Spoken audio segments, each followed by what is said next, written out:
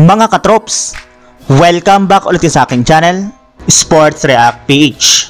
At ngayon nga ay pag-uusapan natin ang balitang meron nga na pong bagong contract extension si Stephen Curry sa Golden State Warriors.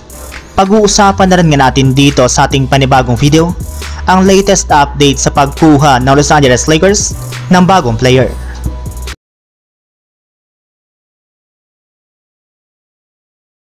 Kasunod nga po mga katrops nang magpahiwatig si Stephen Curry last week ng posibleng pag-alis niya sa Golden State Warriors sa mga susunod na taon sa NBA, ay medyo kinabahan na nga po dito ang halos lahat ng kanilang mga fans, lalo pat ayon nga po sa lumabas na balita, nagkakarekruta na nga po mga superstar sa Team USA sa ginaganap ngayon na Paris Olympics, gayong magkakasama nga po sila dito araw-araw.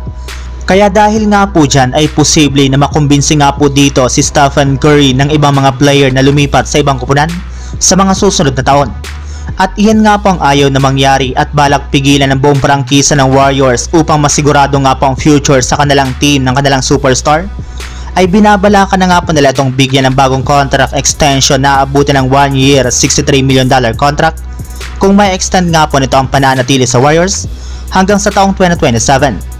Sa ganyang paraan nga po mga katrops ay magkakaroon pa sila dito ng ilang taon para makakuha ng kampiyonato at makumbinsi si Stephen Curry na tapusin ang kanyang karir sa kanilang kupunan.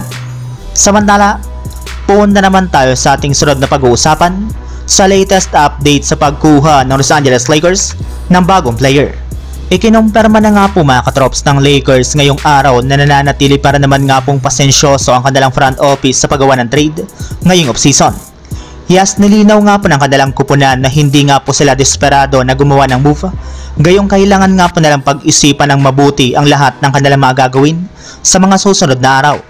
Sa katunayan, malaki pa rin nga po ang kanilang paniniwala ngayon sa kanilang kasalukuyang lineup, lalong-lalo na sa kanilang mga defensive players na sina Gabe Vincent at Jared Vanderbilt na siyang maunguna sa kanilang depensa sa susunod na season. Inaasahan na rin naman nga po nila na malaki rin naman ang maitutulong ng pag-promote nila kay Max Christie sa kanilang rotation, at higit sa lahat expected na rin naman nga po na magkakaroon dito ng malaking ambag ang kanilang rookie na si Dalton Knecht. Kaya dahil nga po dyan ay hindi pa rin nga po nila kailangan pang magmadali sa paggawa ng trade ngayong off-season. So yun lang mga katrops, ang handog kong story ngayong araw. Sana nag-enjoy kayo, please like and subscribe my YouTube channel, Sports React PH, para sa iba pang story at update patungkol sa NBA. Kita-kits muli sa ating susunod na video.